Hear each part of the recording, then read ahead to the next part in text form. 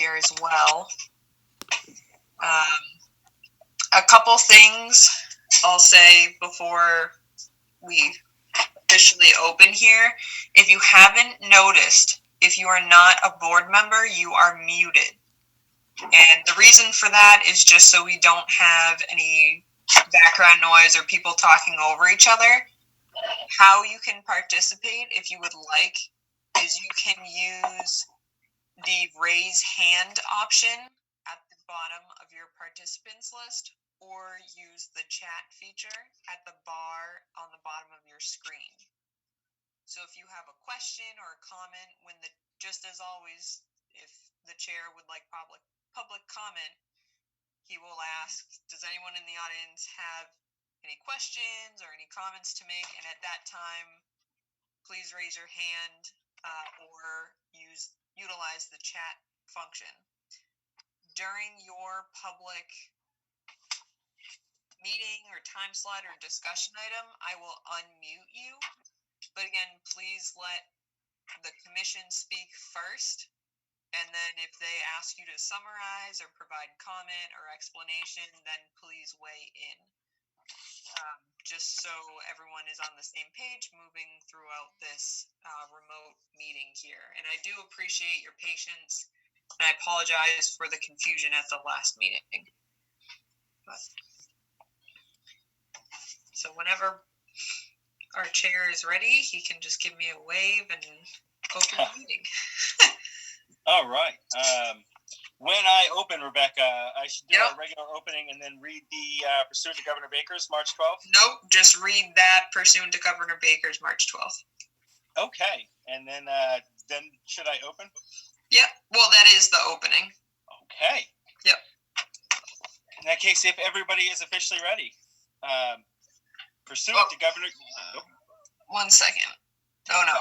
Jenny was just messing with me. No, okay. I'm not. I actually have something I want to add. Okay. Yes, so Jenny. I just want to remind everyone, when using the chat feature, you should be chatting to the entire group. Because individual chats amongst board members would be a violation of public meeting law. Yes, thank you, Jenny, for that reminder. Okay, everybody understand that? I hope. All right. Then, pursuant to Governor Baker's March 12, 2020 order suspending certain provisions of the open meeting law, General Law C-30A, Section 18, and the Governor's March 15, 2020 order imposing strict limitations on the number of people that may gather in one place, this meeting of the Bolton Conservation Commission is being conducted via remote participation. No in-person attendance of members of the public will be permitted, but every effort will be made to ensure that the public can adequately access the proceedings as provided for in the order. A reminder that persons who would like to view and participate in the meeting while in progress may do so by visiting the agenda on the town website, where you will find information to call in. A record of this meeting shall be posted to continue your regular practice of doing so. So the Bolton Conservation Commission will now call to order the Monday, March 23rd, 2020 meeting of the Bolton Conservation Commission. And as always, we'll start with a roll call. I'm Brian Barabee. I'm Jeff Bryan. Emily Winter. Lori Stevenson. Kip is without a microphone, but he's here. William Payne. Oh, there we go. And I'm Rebecca Longvall, Conservation Administrator. Okay. Are we sticking with the regular order this evening? Yes. All right. So, the Bolton Conservation Commission will now discuss a potential learning garden and yurt to be located at 401 Main Street. Rebecca, do we have any information on this project? Yes. One moment. I'm going to get the applicant here, I think.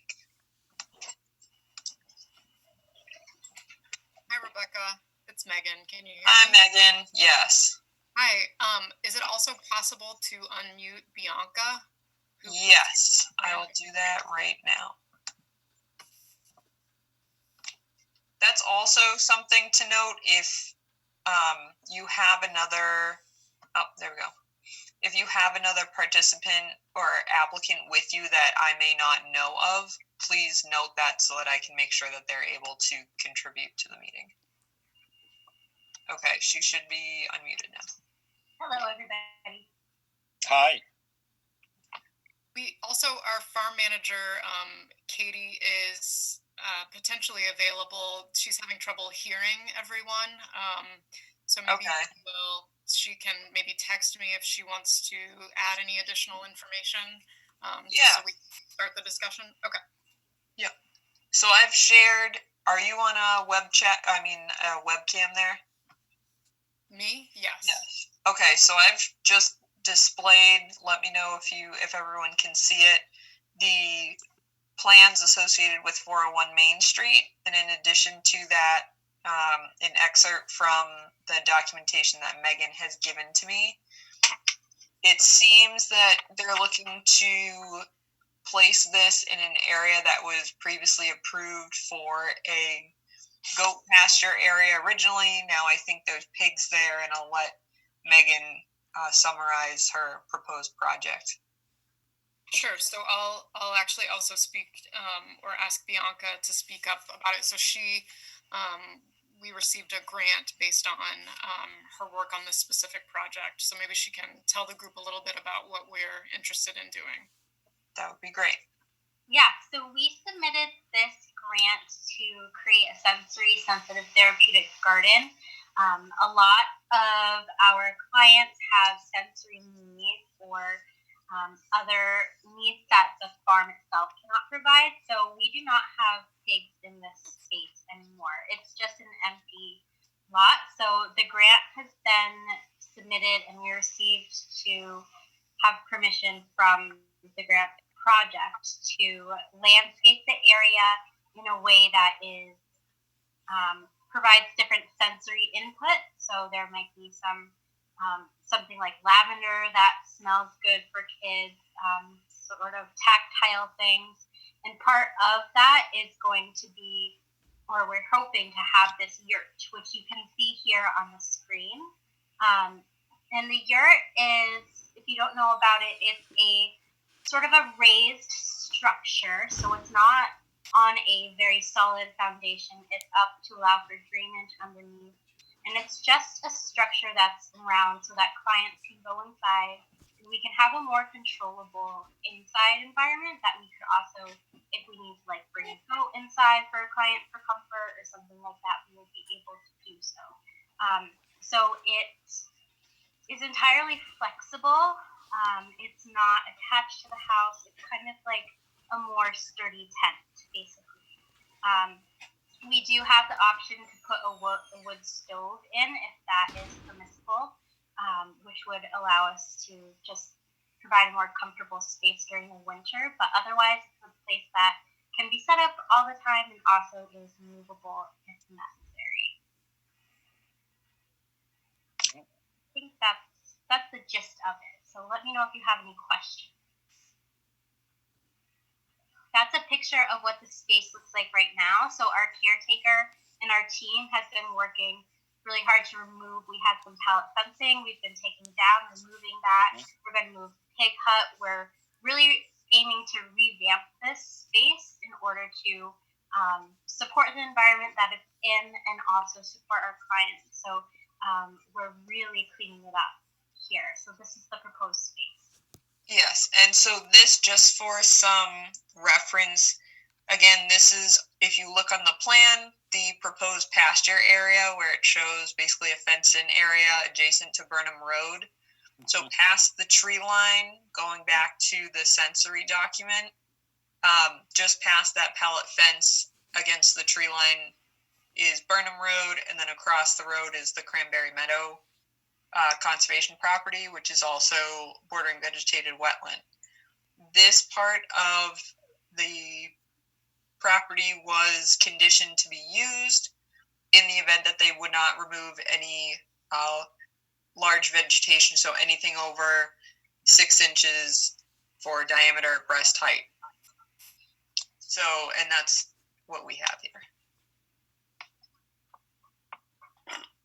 Is it a permanent structure? It's Jeff. Hi, I'm Jeff. sorry, what did you say? I'm just wondering, is it a permanent structure? No. So this structure ideally will stay up. It's guaranteed for 15 years. So it is a longer term structure, but if necessary, it can be removed. So it's sort of in between. It's not like built on a concrete foundation of any sort, but it is a longer term structure. If that answers the question. What is it built on for a foundation? So you usually have some blocks. I think in our packet there are some pictures of the proposed frame. So you can see how it starts to be built. You have some blocks, and then you have a wooden platform, basically. You can see in the completed ones, it's hard to see a little bit, but there's space underneath. So the platform is built, and it is sturdy, but it is, again, usually pretty movable.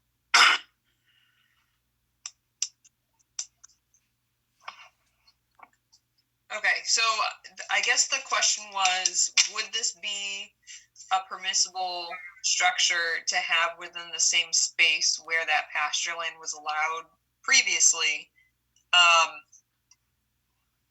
And if that being said, if that's true, do they need to file an RDA or notice of intent? So they just wanted to sort of do some information finding first to see if it's something that can even go in that space potentially.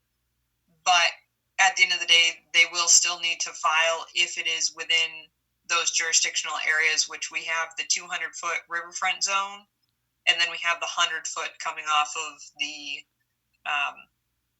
Cranberry Meadow there. Yep. Rebecca, it's Brian.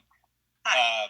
Just curious, do you have any concerns, thoughts, or watch? My initial thought in looking at it is it seems like it's almost preferable to pasture land depending on the amount of animals that were going to be there.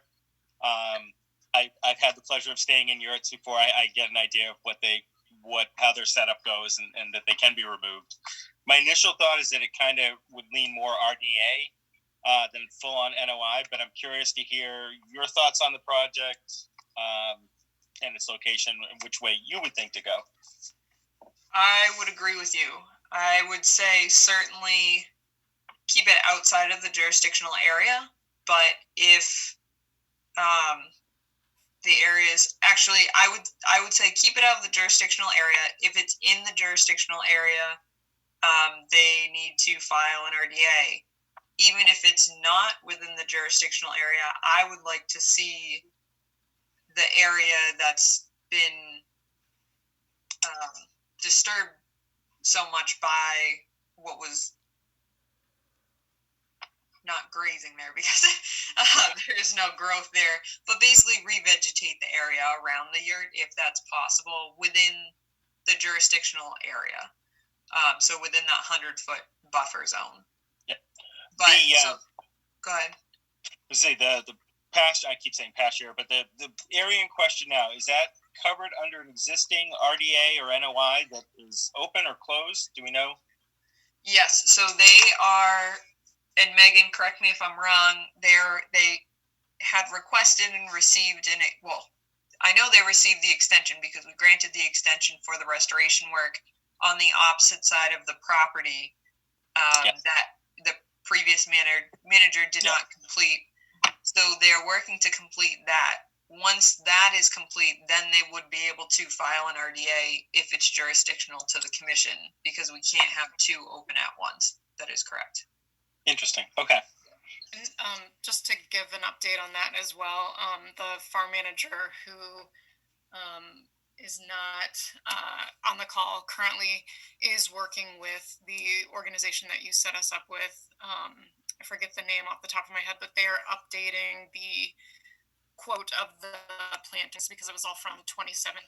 But so there should be a delivery within the next month or two to start the planting. Excellent. Okay, so Megan, it sounds like the answer to your question is if it's within the 100-foot buffer zone or within 200-foot riverfront zone, so jurisdictional area, you'll need to file an RDA. You can't file the RDA until you finalize the restoration work. Okay. And I'll send you the RDA documentation tomorrow if you feel that it needs to go within that area. All right? Okay, perfect. Thank you. Yep. Yeah, thank you. Thank you, Bianca. Thank you, guys. All right.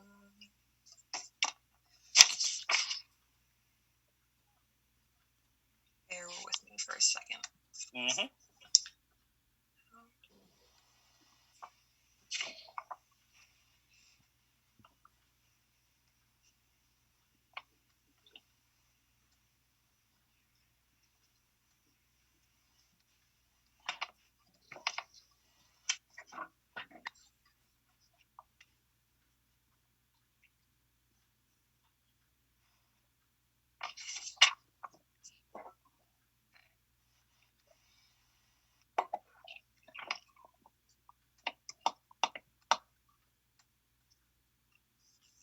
Okay, so our next item is another discussion but a vote. So, Brian, would you like to open that discussion? I would love to. The Bolton Conservation Commission will now discuss and vote whether or not to recommend the article specific to the town joining the Central Massachusetts Mosquito Control Program. I hope I get that right. Project, but yes. Project, sorry. Do we want to have a quick discussion on this first, or Rebecca, do you want to give us a quick update? Sure. So the the town was tasked with creating a mosquito response committee in response to the Tripoli and the concerns surrounding Tripoli, the virus, how it moves, and can be contracted. So, or basically the risk to the population of Bolton. So I sit on the mosquito response committee. We had some public information sessions. We have a meeting tomorrow that's open to the public. We've been communicating with quite a few individuals on that same committee, and we were tasked with finding a solution to this, or finding a way to get to a solution. So after much discussion, research, we landed on the Central Massachusetts Mosquito Control Project, because it incorporates everything that we were looking to cover. And we couldn't find another agency or organization that covered everything from surveillance to stormwater management, the proactive measures, and then as a last resort, and as other measures, obviously, the treatment with chemicals, whether that be spraying or bacterial treatment. And that was seen throughout many of the discussions, again, as a last resort, and to be able to get the surveillance, gather the information up front, to be able to make educated decisions based on that. So we were looking, as the Mosquito Response Committee, we're looking for the commission's weigh in on this, but also the committee is looking for, as you can see, the various board recommendations.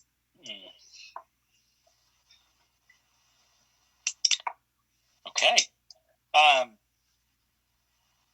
Any strong thoughts amongst commission members regarding joining the CMMCP, which I wrote down? How exactly is the 58,000 allocated? What do you mean? What is it used for? What is it used for? Is it for spraying? Is it just for research? So it's for everything. It's for joining the program. Mm-hmm.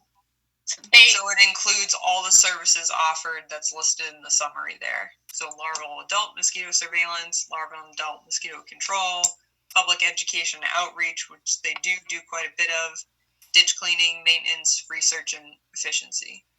And how many other towns are in this? I think most of the surrounding towns are, right? If more towns join, does the 58,000 go down? Is it 58,000? Doesn't matter how many towns are in it. I don't have the answer to that question. So it's $58,000 to join, And it's my understanding that that's, and again, I don't have the direct answer to that, but it's established by the state because they work for the state. Okay. But I can pose that question.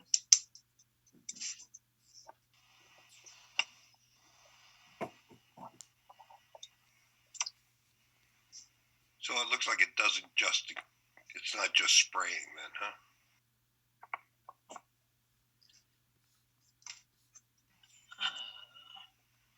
So there is, yes, so it lists their services offered there.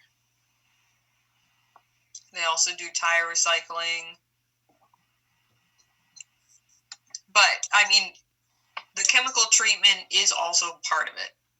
But for me, the importance is the surveillance, the ditch cleaning and maintenance, things that should already be done or things that we need funding sources for that would benefit it.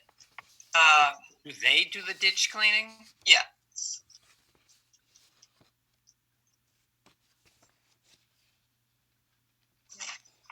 And catch basins too. Yes. Any place where mosquitoes are breeding, laying eggs, any standing water. Yep. And the spraying is a last resort. It's not just go in and spray everything. It's based on tests on mosquitoes, how many they're finding positive for EEE. Right, and ultimately it would be up to, we're also creating protocols. That was also one of the goals and outcomes that will come out of the Mosquito Response Committee. And as we're working on that, we're determining, at what level do things get addressed, and it seems like Board of Health would be making those calls if there were an emergency, found and backed, obviously, by surveillance, which we have none of right now. In my personal opinion, $58,000 seems like a lot of money, but it's kind of small potatoes when you think about the potential of anybody in town contracting EEE. So really tonight, we're just looking for, if the commission feels that they can, a vote. You can vote positive. You can say yay or nay. You can abstain. But we're really looking for somewhat of an answer. And if you don't feel like you have enough information, the commission can certainly defer until town meeting. But I think it would be beneficial to get that answer, even if someone abstains from the vote tonight. Rebecca, what are some of our surrounding towns that already are members of this? If I'm correct, right? Some of our surrounding towns already are members. Yes. Let me. One moment. I was going to say, a few good examples would be great. I'll pop up the map for you, and then it'll be easier. That will be easier, yes. I think Harvard is in the program. It is not. Oh, it's not? Okay. No, Harvard is not. What are we going to do about their mosquitoes? That is a great question, Jeff. We'll stop them at the border of town. Don't worry about it. Passports. There you go. Are they going to do the research and then tell us what kind of stuff they're going to spray it or how they're going to combat these things before they do anything? So they have all that information up on their website. Oh, what's their website? Is that on this thing somewhere? It is. It's in the email I sent you. Oh.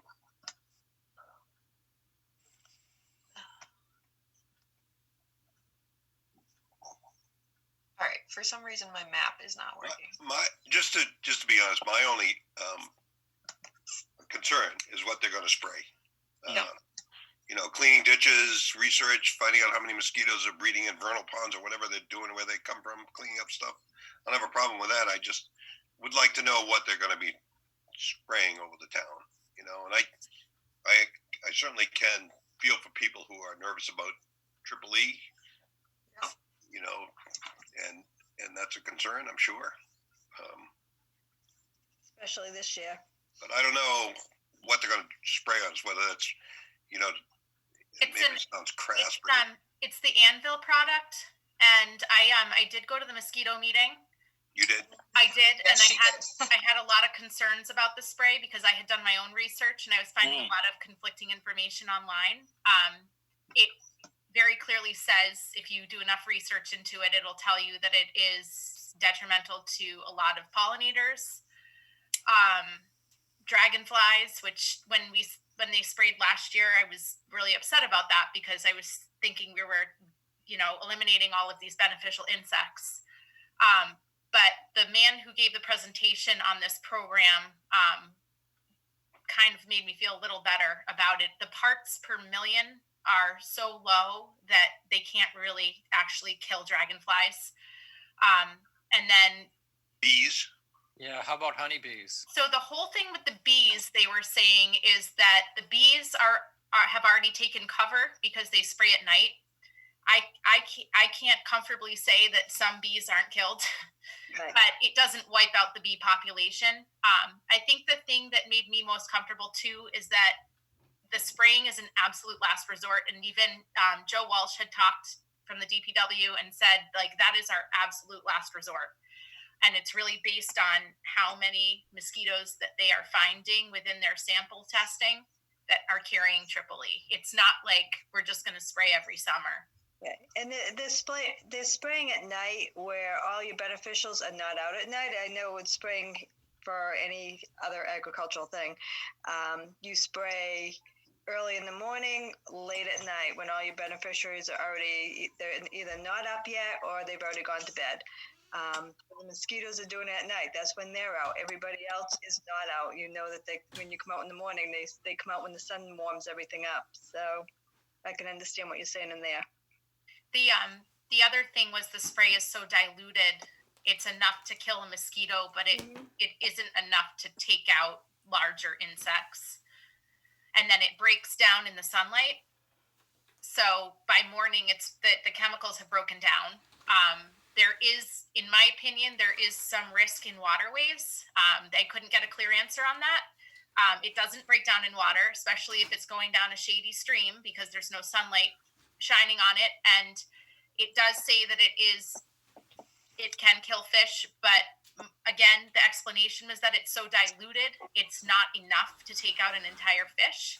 I kind of saw it as like, if this is our absolute last resort, I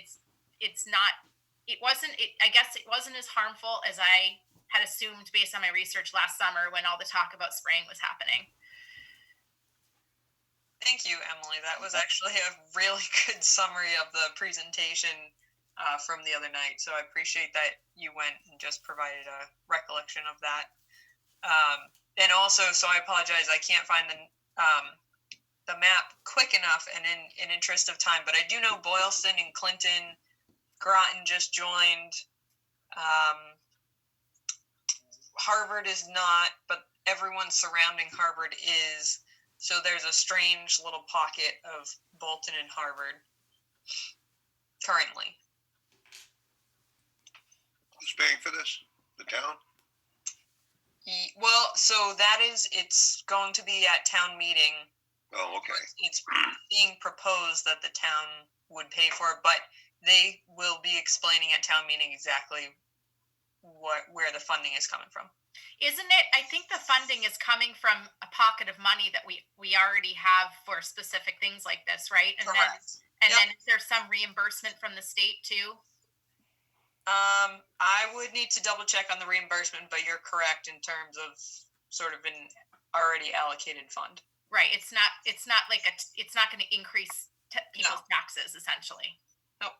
It's something not that I'm aware of, and that's, like I said, what they'll go into a little bit more detail at town meeting, but I'll definitely bring that up again and hopefully provide some clarification on that as well.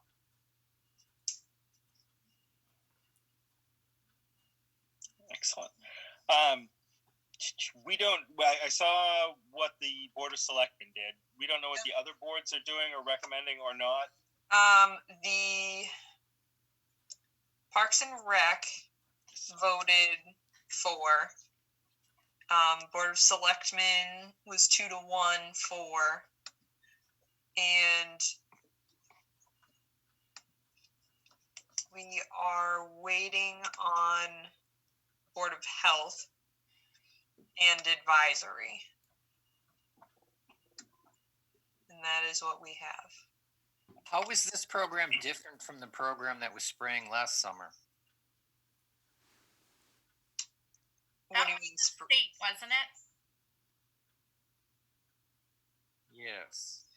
So, again, this would be a better question. If the state determines they're spraying anyways, right? If it's, to my understanding, if it is in at such a high level risk and it's past a certain threshold, they have their own protocols that they need to follow. So my assumption is yes.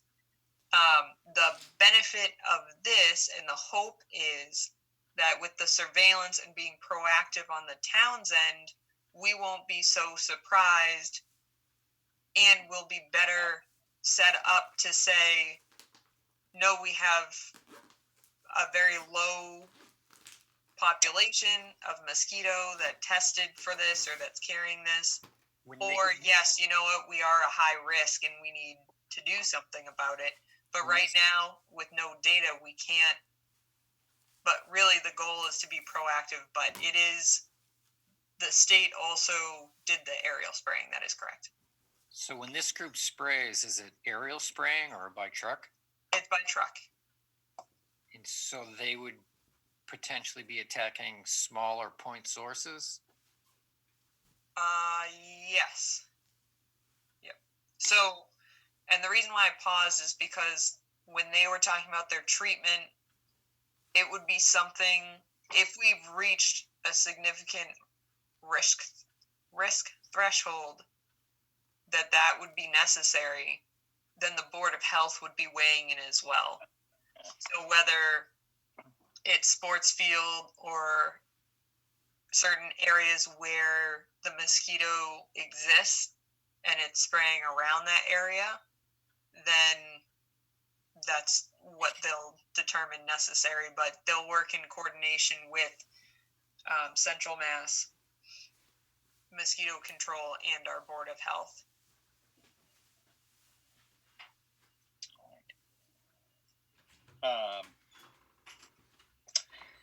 Yeah, another.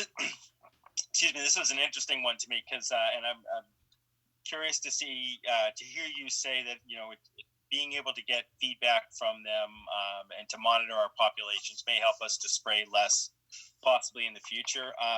What was throwing me on this one is we're all going to be at town meeting. I'm going to have to vote on this as a Bolton Town citizen, and I'm weighing a lot of things as a Bolton Town citizen. Yeah. I was trying to see, for the purposes of this commission, should we be looking at this just from a conservation viewpoint, and looking at it just from conservation viewpoint, what are the positive reasons why we would want this? In other words, I could fully see me as a conservation commissioner not recommending this, but then voting in favor of it as a town citizen on the night of annual town meeting. I'm trying to see what those crossovers are so I can try to get a better idea of how I'd want to vote tonight. Sure. So Emily did bring up a good point about the fact that the chemical or the treatment used does not break down in water. It needs sunlight to break down. That is true.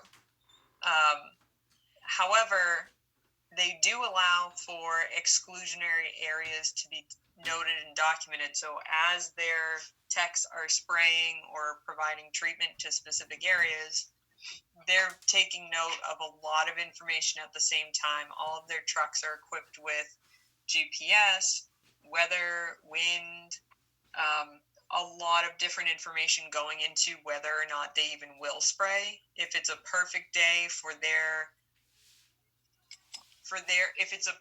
if it's a perfectly conditioned day, meaning there's not significant risk and drift with wind, they were talking about how it has a distance of about 300 feet, but it sounds like if they can't make that within exclusionary areas, they either won't spray or they'll contact the individual who doesn't want the spraying or the property owner and try and work something out with them. So certainly, like Emily said, my concern as well is always what's the larger impact from a conservation commission standpoint, environmental health, and also getting within our waterways. But last year, I didn't hear it so much. Parks and Recs heard it a lot, and it was relevant to the sports fields. So a lot of our sports fields, because Bolton's so wet, we do have a lot of bordering vegetated wetland along the edges of them.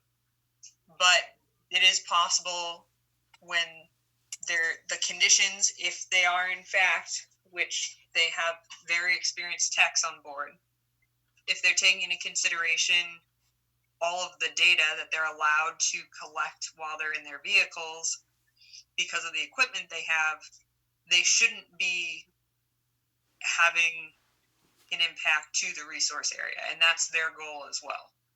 Well, first of all, they have to be licensed anyway. Yes, to actually exactly. be able to do that and to be spraying where they are.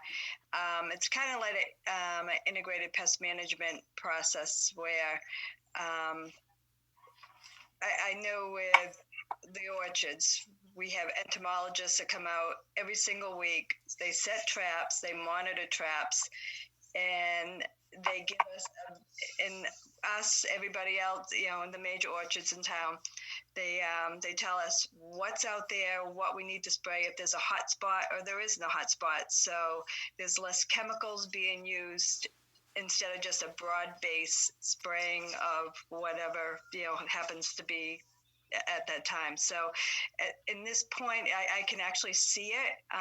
They're monitoring it, and they'll tell you where it is. And believe me, the chemical spraying, they have to be up to date on all their chemicals, their certifications. They have to take classes.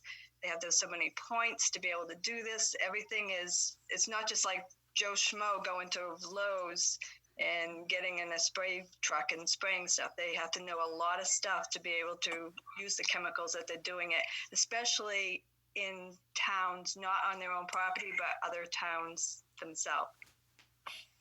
The other thing I think we didn't mention either is that they do treat for larvae in water, right? So that's like their first line of defense.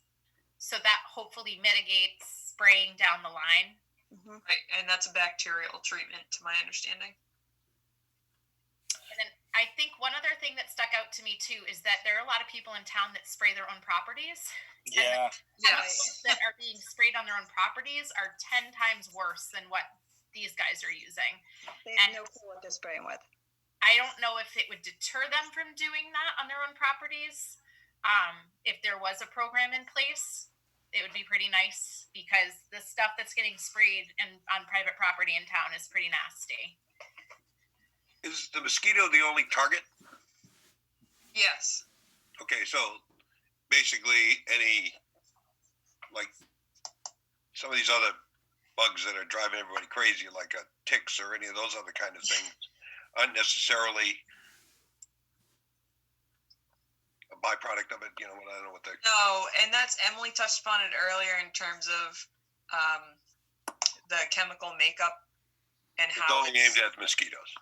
Right. So. And I'm not an entomologist, and I don't know if that same breakdown would impact a tick in the same way. But that is also a good question, and I'll pose that tomorrow as well.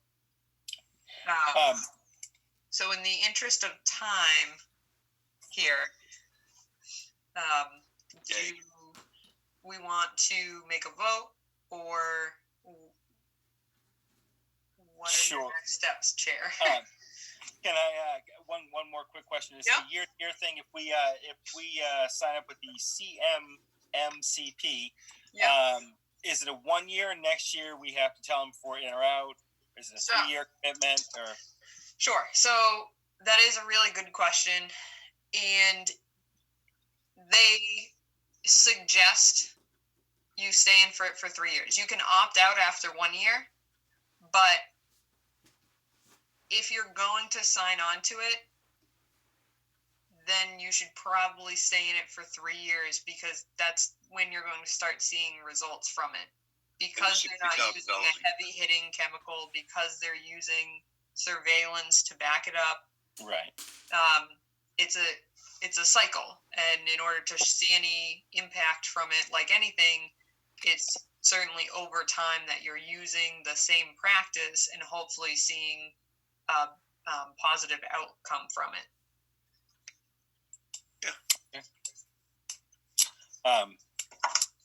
Any other questions? We can move to a vote. Does everyone? Kip just typed in a message. Oh, Did yes. you see that? Okay. Kip just said, I see this as an opportunity to reduce the amount of spraying that needs to occur. It's an opportunity to pinpoint necessary areas and hopefully avoid the large hammer approach of aerial spraying by the state. That, in my mind, has the potential to actually help protect our natural resource areas from chemical contamination. Good point, Kip. Yeah, solid point. So taking Kip's point into consideration, are there any other points before we try to move to a vote?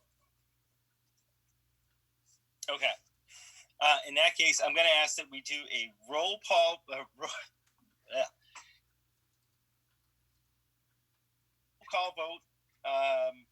We'll just move member to member. A yay vote means you believe that we should recommend to join the CMMCP.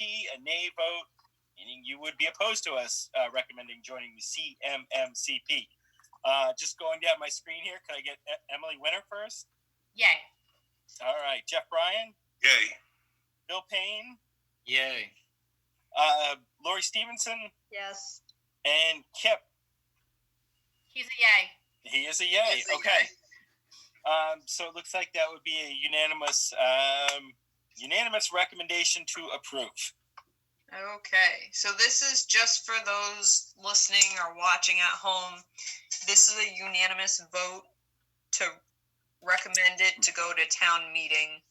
And there's still an opportunity at town meeting to make a final decision that is the resident's choice.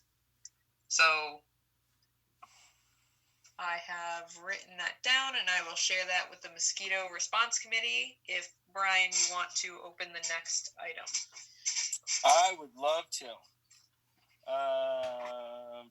All right, so pursuant to Governor Baker's March 12, 2020 order suspending certain provisions of the Open Meeting Law, General Law, Chapter 30A, subsection 18, and the Governor's March 15, 2020 order imposing strict limitations on the number of people that may gather in one place, and under the provisions of Mass General Law, Chapter 131, Section 40, the Wetlands Protection Act, and Riverfront Act, and under the Bolton Wetland Bylaw, Chapter 233, this public hearing of the Bolton Conservation Commission is being conducted via remote participation. This public hearing to consider the request for determination of applicability filed by Ducharme and Dillis on behalf of the applicant for the proposed work on a single-family home and existing driveway located at 787 Main Street, Assessors Map 5.C and Parcel B. No in-person attendance of members of the public will be permitted, but the public can listen and or view this meeting while in progress by accessing the Zoom platform. Instructions may be found on the Town of Bolton website or on the agenda posted for the Monday, March 23rd, 2020 meeting of the Bolton Conservation Commission. Members of the public attending this meeting virtually will be allowed to make comments if they wish to do so during the portion of the hearing designated for public comment by utilizing the chat everyone or raise hand feature, at which time participants will wait until the chair acknowledges your request for public comment. That said, the Bolton Commission, so that officially opens it, correct, Rebecca? Yes, one moment the full here. Word salad that needed to be thrown out. Yes, thank you, Brian. No, thank you for typing it up. Okay, so I know Greg and Chris, the applicant and representative, are both present with us. I have posted or shared the documents with you, including the project narrative and the associated plans. The proposed project consists of work on a single-family dwelling located at 787 Main Street. The project will consist of the regrading and the paving of the existing driveway. The site is approximately 1.63 acres based on the latest Bolton assessing records.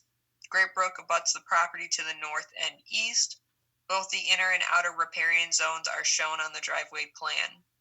A bordering vegetated wetland exists in the northeasterly portion of the site and is shown on the above reference plan. In this case, it's to the side. A pond feature exists at the end of the driveway and adjacent to the existing wetland. For exact locations of the features mentioned, referred to the plan attached. So I will let Greg or the applicant continue the summary if they would like. Thanks very much, everybody. This is Greg Roy, Ducharme Dillis. Interesting being in your presence via Zoom video chat. Didn't think I'd see that day, but here we are. I'm going to let Chris Post, the applicant, give a few words, and then I'll chime back in at the tail end just to give you a summary of the engineering. But Chris wants to give you a little bit of a why we're here introduction. Go ahead, Chris.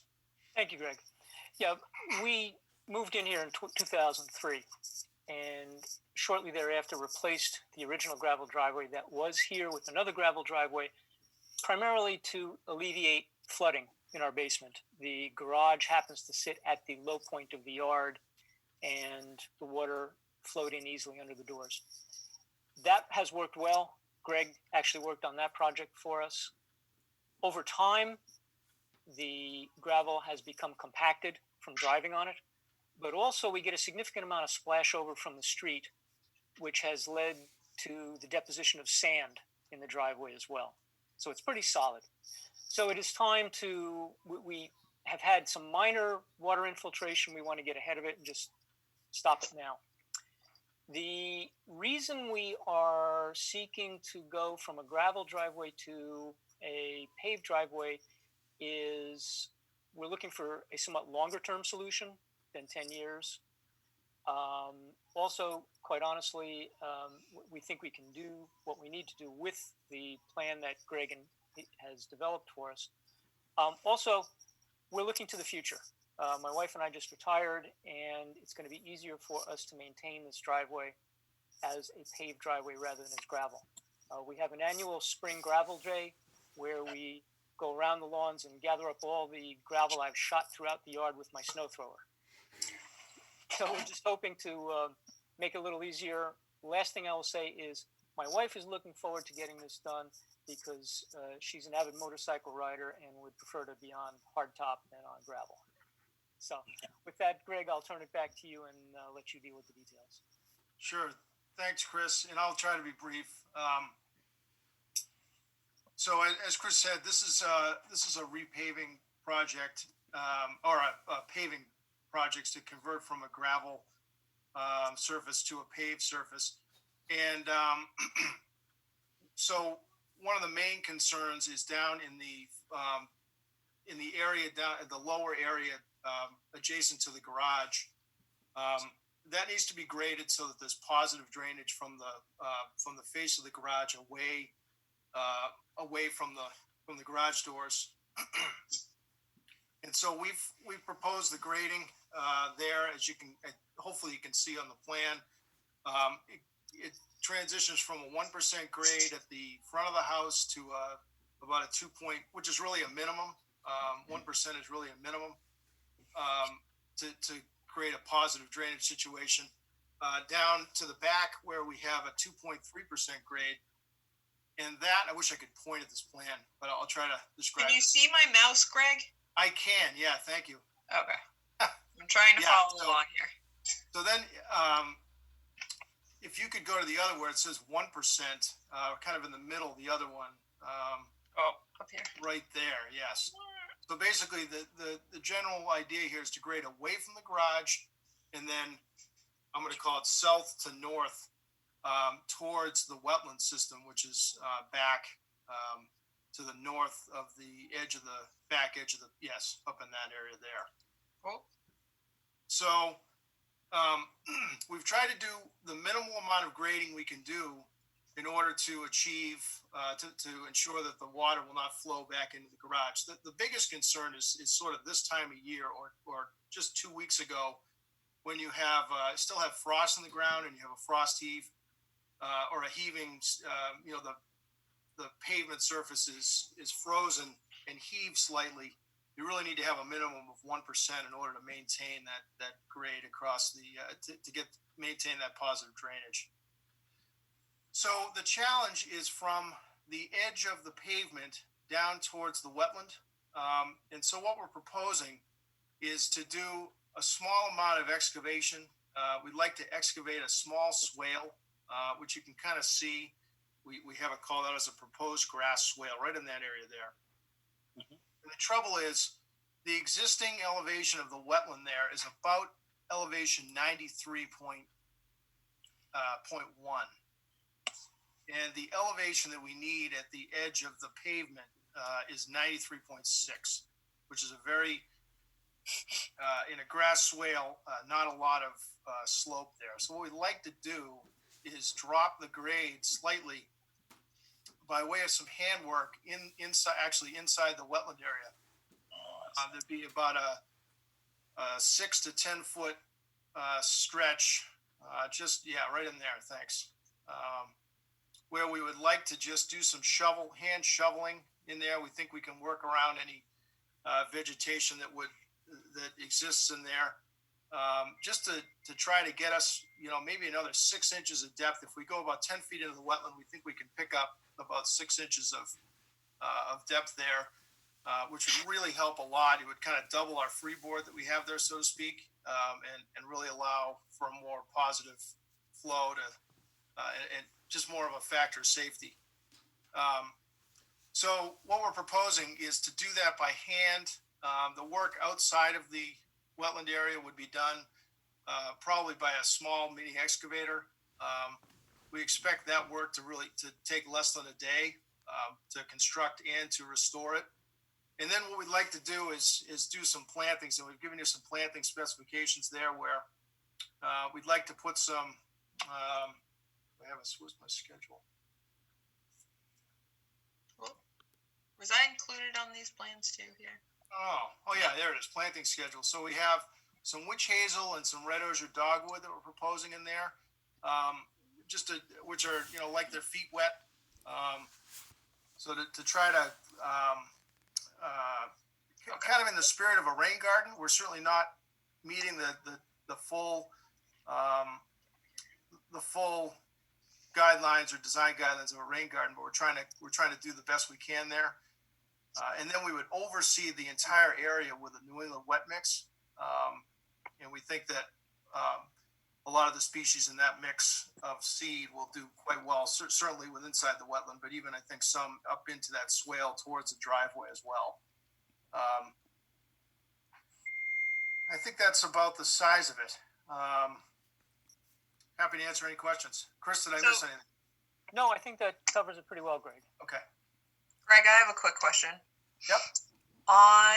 You're talking about the plantings. Is that what you're proposing for creation of new wetland areas since you're disturbing some? Actually, no. We don't intend to disturb any vegetation inside the wetland. I think we can do it. It's a pretty. It's not. I don't know. I haven't been there in a number of years, but. So let me comment on that.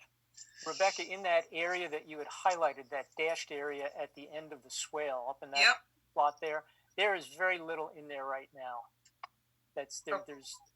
There might be a couple of small plantings that have come up.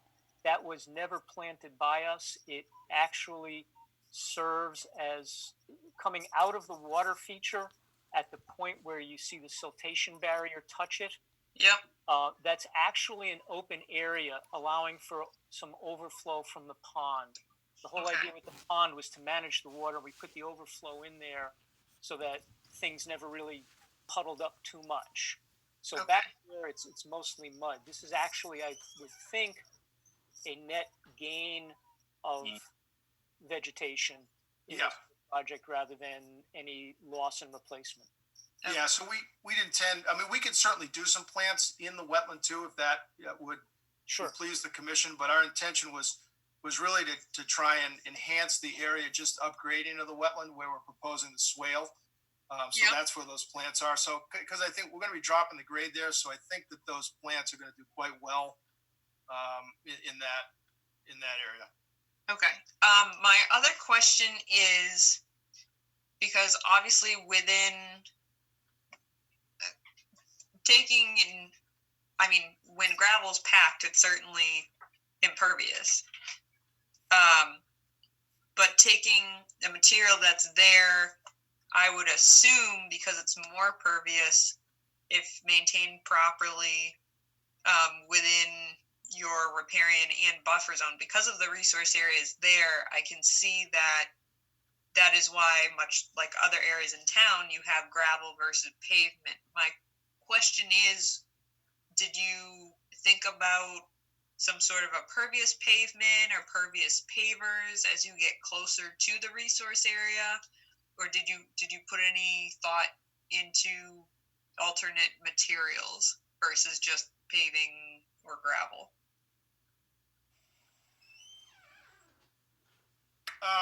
We didn't.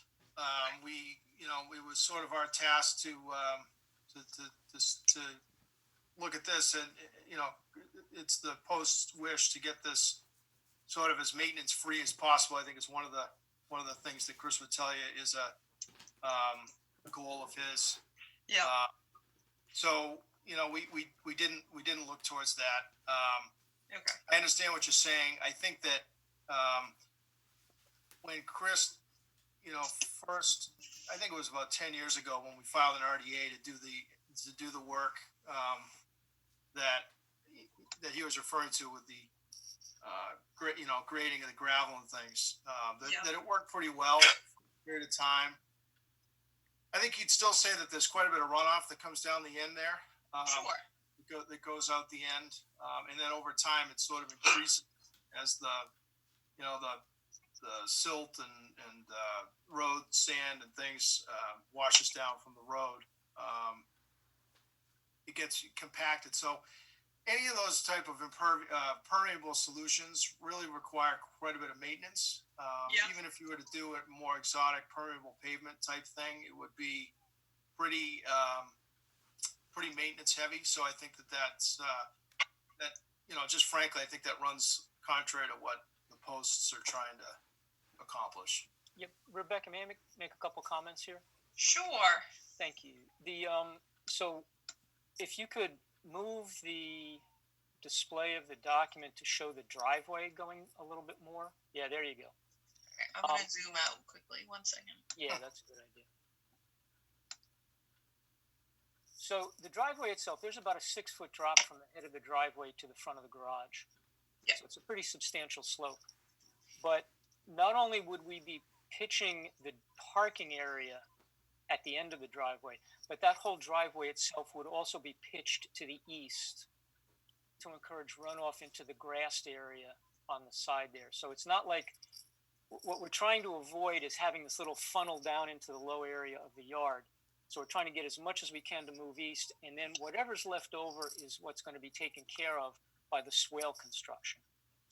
Sure. And to be perfectly clear, I appreciate your goals of maintenance and looking at this. I think certainly, and just hearing your concerns about flooding of the infrastructure of your home, certainly grading seems to be necessary on this site regarding the driveway. It's not that I'm not concerned with that, but that's understanding or understandable. It's the pavement that I'm having not an issue with, but that I'm wrapping my head around, and I'll let the commission weigh in on this, but that's what they're tasked with determining is limiting impact to resource area. If you're staying within the existing gravel driveway footprint, yes, you could say it's compacted, so it's no longer really infiltrating at all, but the commission can also weigh in and say, well, it's unfortunately just a maintenance item that you need to address, due to the fact that your home is, I'm sure, wonderful, but it's in the midst of all these resource areas that the commission has jurisdiction over protecting. So I'll let the commission weigh in and see if they have any questions or concerns about this. Sure, I guess I'll go first. I was curious about the permeable pavement as well. I know in some areas where where people have looked to switch from gravel to paved, that's one of the things we've had them look at to see if it's what the cost is. So if it's doable, or if it's not doable, some of the reasons why. Yeah. The other thing I was curious with was a time frame, and I hate, this is kind of a housekeeping thing as to when our next meeting is and everything else. This is one where normally I would say I'd love to do a site visit just to get out there and take a look and understand what we're agreeing to and where's where according to existing lawn. Judging from the picture, I can see what you're trying to do. It all makes a lot of sense to me, and I think it's something we absolutely can continue. We'll do site visits. Does this totally throw off your time frame? I guess that's where I'm looking at right now. Yeah, so we can do site visits, but here's the if part. It would basically be if the applicant's open to it, letting you onto the property at a specified date and time, and potentially having one other commission member, but again, stressing social distancing, staying away from one another, and most likely just having the applicant stay in the house. I'd be happy to stand up on the deck and manage things. Yeah, that and that would work, something like that would be fun. And I'll talk Greg, out the window. yeah, Greg, to your point, I know last time you had mentioned, can we get a site visit prior to today? After speaking with DEP, and that's what I was trying to explain, and I confirmed with them because I said, oh, maybe I misunderstood. We are not supposed to, I can go out on site, look at the site prior to the meeting. The commission cannot hold site visits prior to opening the public hearing. Oh, the public hearing's open now? Because it's something new that I learned. They just changed that? Did they just change? Sorry, did they just change that? Because I guess not. there's a lot of commissions that do it wrong then. Exactly. So our circuit writer updated me on that. So if you have questions, you can call her. I believe it. Yeah, I definitely think a site visit is warranted. But does anybody else have questions at this point beyond can we schedule a site visit? I agree, site visit. Okay. I have some comments just regarding the suggestion of pervious paving. Yep. My personal comment on that, and I think it's wonderful. I'm just looking at the grading, and I'm looking at a majority of the driveway and about half of the turnaround area is draining to the east. And I guess I personally don't see the necessary benefit of having a pervious material for most of the driveway when the water is going onto the lawn anyway and is filtering through the lawn. Okay. Before it reaches the wetland. I could see, I can't imagine paving half of the turnaround area with pervious, or even maybe just the turnaround area is pervious, but I don't really see a benefit in doing pervious on the entire run of driveway that isn't even draining toward the wetland, I guess is my one comment. Okay. Because that lawn is providing a filtering system before it gets to the wetland anyway. So that's just, and I guess the pervious is amazing, but I saw a demonstration at the MAC conference. It rains very slowly. Yes. When you have downpours, it's not filtering through the pervious pavement anyway. Yep. So Emily, then with that being said, would you suggest that, or pose the question to them, would they suggest beefing up any vegetation to allow for more filtration along the edge of the driveway before getting to the BVW outside of the proposed grass swale and the planting that they've already included on this plan? If they were to pave it. It's currently lawn, right? It is currently lawn along the, what does not appear on the plan as drawn here is the lawn about 10 feet, maybe not even that much, 7 feet to the west of the stone wall that is depicted there is a vegetated area. There are trees there, there are bushes there. Oh, okay. It is not maintained as lawn, it's maintained as a woodland area.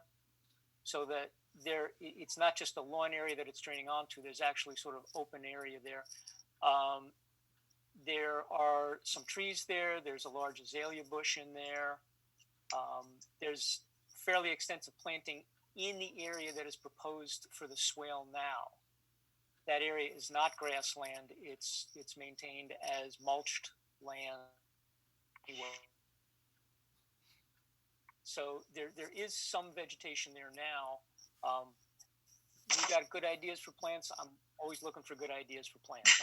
Okay. So I think a site visit will clarify, I guess, that question in my mind as well as to if it's strictly lawn, where that vegetated area is that's beyond the lawn area, but before the BVW. Kip or Bill, do you have any questions? No, I'm all set. Okay. Can I ask quick, where the driveway meets the road? There's some funny. Is there a culvert under the end of the driveway? I'm just curious how that there is not functions now. Okay. Yeah. To the west of the driveway entrance, there is a catch basin. Okay. And to the east, on the plan, Greg has proposed to put some riprap in there for water control. And I think that's a good idea because that tends to be an area, that's where immediately to the east of the driveway entrance is where the worst ponding occurs during storms. And as the cars drive east, I'm sure you'll know, you're coming out of the center of town, cars are accelerating. So they push a lot of water that way. We just relocated the mailbox to the west side with the idea of kind of prepping that area on the east side better to handle water. Yeah, and basically what it is, Brian, is the catch basin isn't in the low point of the road. So it's just one of those things when it over the years as it's been resurfaced. And so we propose to try to actually what we're doing there is we're going to actually regrade the apron there at the front so that it to try to build back in the gutter line there so it doesn't run right down the driveway. And then, because of that, we needed a place for it to go. So we proposed that riprap. And I think that'll help, kind of spread it out, slow it down, and also, keep it from eroding to the extent that it would. I don't know that it would, but just sort of belt and suspenders there a little bit. Okay. Rebecca, have we determined our next meeting date? We have. We kept one open just in case. We did. We have April. Well, we blocked off next Tuesday, which would be fine. But the next meeting that we have an item for is April 7th, which is back on our usual schedule. Right. Tuesday we may not need. As of now, it seems like we don't. So do you want to do April 7th then? I certainly can. Does this mess up your I'm looking at Greg and the applicants. Does this really throw you off on your project? No, not at all. Okay. We just want to get sort of the preliminary stuff done. We don't have a time to do this. Given circumstances now, that's kind of hard to figure out. Right. Okay. Yeah. So then it seems like the April 7th meeting would be fine. In which case we would just need the applicants to ask for a continuation. If that is okay with you, we'll continue to that meeting. Yeah, I can. You want me to send you an email right now? That would be great, just so I have it in writing. But since this is recorded, even if one of you just state that you Please would continue like this. Okay. In that case, And I'll send you in writing. Thanks, Greg. I would doubly, in that case, like to make a motion that we continue the public hearing for 787 Main Street until our next meeting, April 7th, 2020, at a time to be determined? Or do we have a time? Nope, you have to do a time certain, and 7:15 will work. 1 second. Could I interrupt for 1 minute? Right. Yeah. Did you want to try to put some times, schedule some times to go on site right now? Correct. Yep. Sure. Well, let me get this one out, and then we can get that. Okay, out. sorry. No, you're fine. So I have a motion out to continue the public hearing for 787 Main Street until our April 7th, 2020 meeting at 7:15 p.m. Correct. I have a second. Second.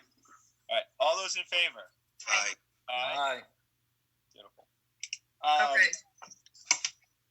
Site visit dates. This may be done better via email, just because you all can't go together. Correct. And we're not going to do more than 2. Okay. Not to burden the applicant, but unfortunately, under the current order, we're supposed to be practicing and encouraging social distancing, and I would prefer 1 at a time, but I think 2 is feasible. Gail and I are retired. I can make myself available to anybody at any time, pretty much. Okay. Is there a day of the week or a time that you prefer? No. Okay. So I will send out an email tomorrow, and then the commission members can get back to me on their own time as to when they'll be able to attend a site visit by themselves. And if the time matches up, I will send another one with them. Okay. Does that make sense? And it sounds like you don't want the engineer there because that's too many bodies. I mean, that's up to your up to your client. Okay. If they would like you present, that is fine with me. Just again, really stressing the social distancing. And you know, we'll give it a try and see how it works. All right. All right, but I will give you an update on when they will be out on site visits. I'll give you a schedule of that. Sounds good. Excellent. Thank you. Thanks, everybody. Thank you, Yeah, everybody. thank you, guys. Appreciate it. All right. Take care. You too. Okay. Okay.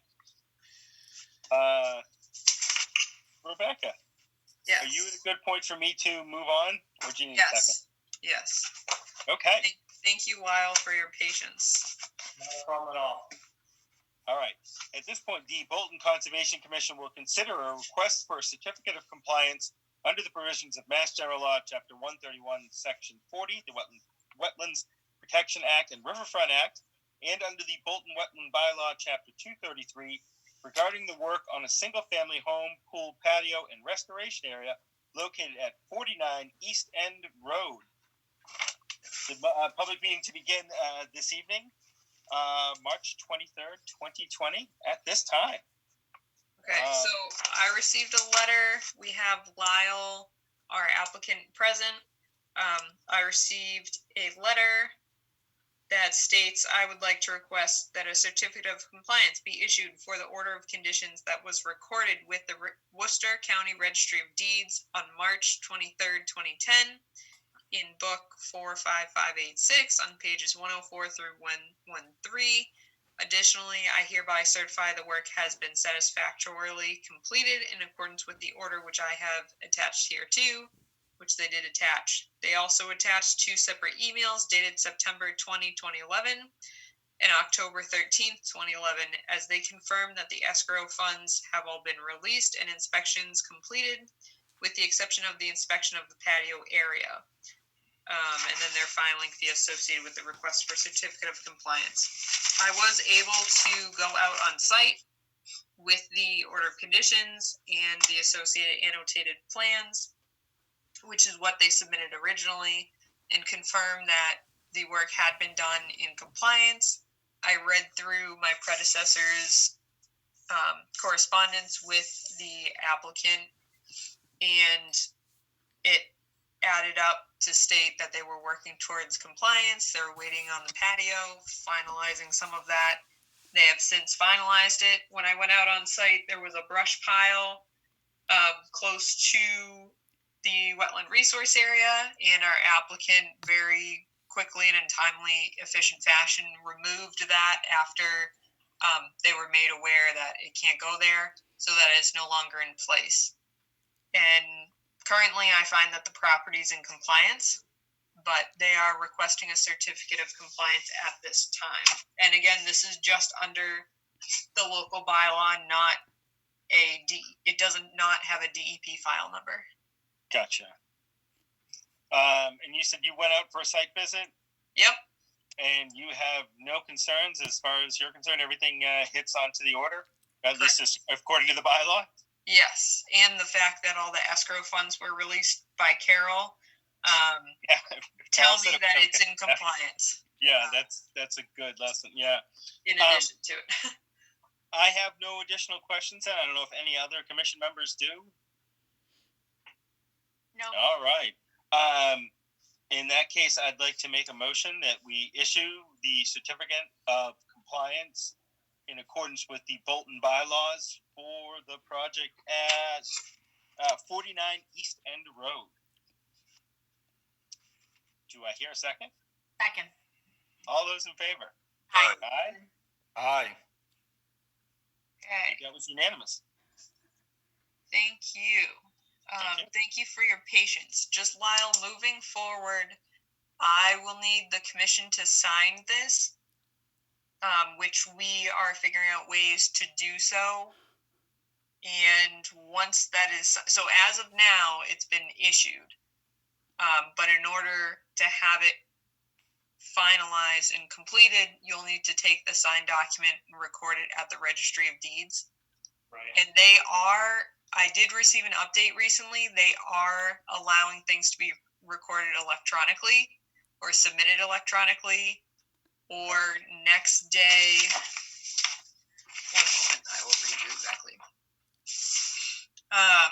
They are accepting electronic submittals for recorded land and overnighted hard copies for registered land. They are encouraging the public to use acceptable forms of e-filing during the outbreak.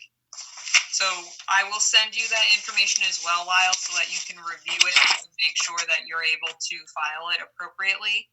Okay. Once it's recorded, then just send me the book and page, and you will no longer have that as a lien on the property. Okay, great, thank you. Right? Thank you. And thank you, everyone. Thank you. Good night. Okay. So, Taggart property. yes. So the current update on the Taggart property.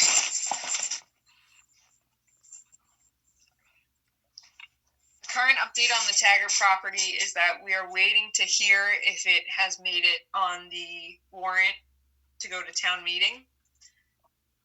As a reminder, this is the 43-acre parcel off of Forbush Mill Road, currently in forestry, and it will come out, or it will expire next year. I'm not sure what month of the year. In addition to that, it contributes to about 114-acre wildlife corridor in its current state, and we would like to keep it that way and preserve it as a community or conserve it as a community forest for both wildlife habitat and community passive recreation, like much of our other conservation properties, but also in its current forestry practice as well. But we're waiting. We'll hear the vote on Thursday, hopefully, as to whether or not the article has made it onto the warrant. Rebecca, yes. Is there a way without so before it goes to, when it goes to town meeting, I'm being hopeful. Yeah. on a personal level, I was trying to do a bunch of research, I think last year actually, to find out how much land had been developed in the past 5 years in town.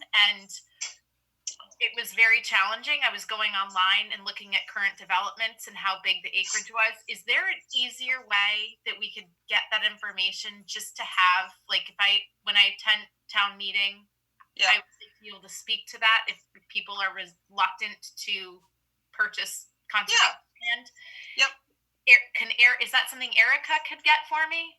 I can get that for you very easily. Awesome. Well, excuse me. So I can get that a comparison point for you in terms of the past 5 years of development. That's something Eric and I, are working on for the master plan. Okay. I am hoping to have that completed before town meeting, but it will be close. But yes, so I'll give you what information I have, and then once the information that you're talking about in terms of the 5-year comparison, once that's finalized, we're also going to be creating maps associated with it, and charts and just some better visuals. Then I'll send that to you as well. But like I said, that will be closer to town meeting. But I can send you something tomorrow. Okay, thanks. Yep. I just think that's important information when we talk about how long it's been since the town has purchased conservation land and looking at how much land has been developed. I mean, in the past 5 years alone, there has been so much development going on. It's insane.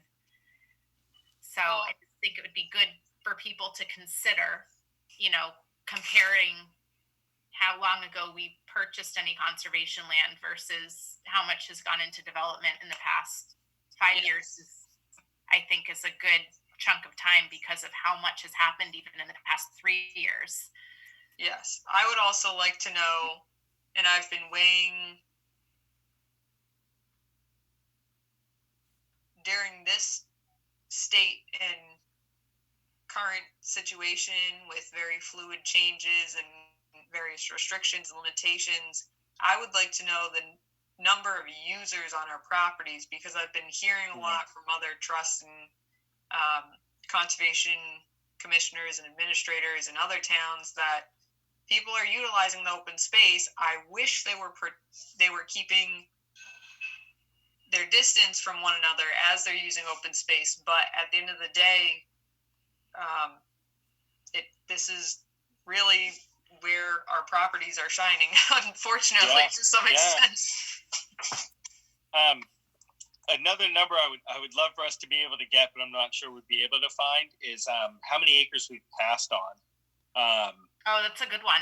Especially with right of first refusal, I'd love to be able to tell them, look, we've had, if you add them all up, X hundreds of acres that we've said no to in the past 3 years. It's the first time we've said yes, in Camp Virginia. But to be able to show them, I think people miss that often, that they think every single piece of land that comes up, we say we want to buy. And it's like, no, we pass on a lot. And I don't think people realize that. Yep. And I think something or that people say that they would expect that I hear a lot is stop buying wetland. Well, this is a property that's not a wetland. It's surrounded by it, but this is an upland area. So definitely I can look to see what I have in the file about what's come out of chapter. Actually, I'm sure I could talk to our assessor and get that information as well, because they would have a record of that. Okay. I just think it would be a useful number for people to hear. Yeah. Certainly with chapter land, not necessarily with property that's come up for sale, but yeah, or just a combination of the two. Just to have that bigger number would be great. Rebecca. Yes. Has that parcel been assessed? Wasn't that a holdup on something? Yes, so we had an appraisal done. That's what I mean, appraisal. Yes, and that was shared with you. Yeah. basically it came in at a similar number as to what it was for sale, but less than what the listing price was. But that was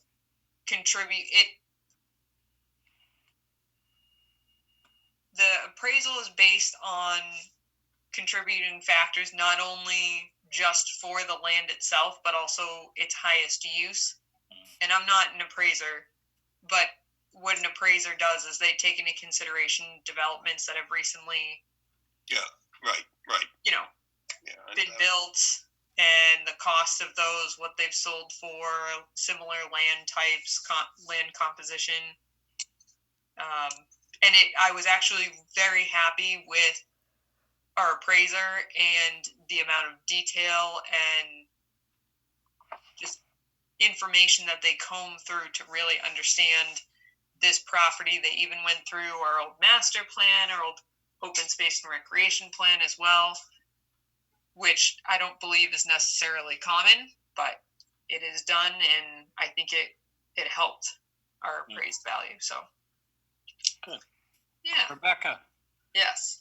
Is what you're proposing, or we propose to the town, is it buying at the full purchase price, or does that include any input from SVT or forestry programs in general? Good question. So the article is the acquisition of the property, and in the article it's contingent upon receiving, and just like our other, I framed it off of other properties that were purchased in the past, which I think the last one was in or before 2013, I'll say. It could have been earlier than that. And how it's phrased is it's for the acquisition of the property through borrowing, applying for grants, acquisition, use of current funding. It basically states through any funding source necessary. So that includes grants, that includes private funding, that includes working with others. I did speak to SVT. They are interested in the project. Again, Bolton Conservation Trust at the time wanted to, in case this did not work out, they wanted to be a third party that could work with the property owner in the event that it were developed to help conserve as much as they can, which I think is smart strategically. So that's why Sudbury Valley Trustees was brought into the conversation as well. So right now it's just a forestry program that we went to. Yes. So that one as well. That's the Forest Legacy program. That's a little bit further out, but the grants we'd be looking to apply for, if I'll talk like Emily when it goes to town meeting, we'll apply for the land grant. We'll apply for the community forestry grant. And in addition to that, we'd work with Sudbury Valley Trustees to apply for the community partnership grant. So in total, the maximum amount we can receive from all of those is more than what we would be proposing to purchase the property for. However, we're still going to,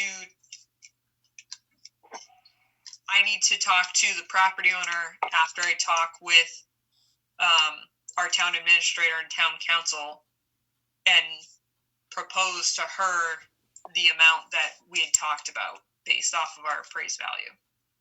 So if that is agreed upon, then we'd apply for these grants in the hopes of seeking reimbursement.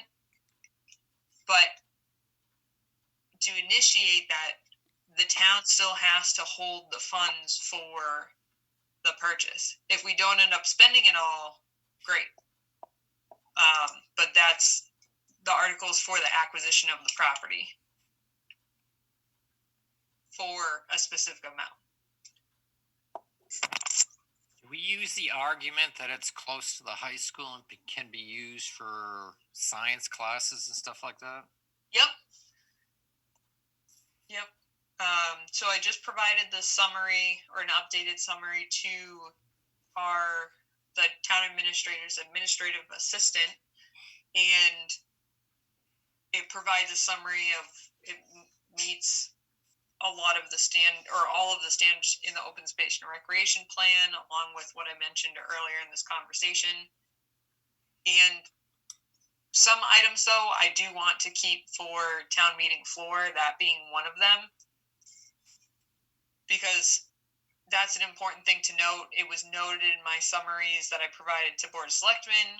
It was a note that I made during a Concom meeting about keeping it in a community forest category, or changing it from a chapter use to a community forest doesn't change the forestry use and forest management on the property, but rather it brings in and allows a new resource for the school, and it is nearby, and it would be unlike our other properties where we don't actively maintain them. And actively maintain meaning we don't have a long-term forest management plan, which this one does. It doesn't mean we'd be cutting every day. It could be something like what was done at Powder House in the 1980s that I'd mentioned, where it's just manual removal out of a lottery.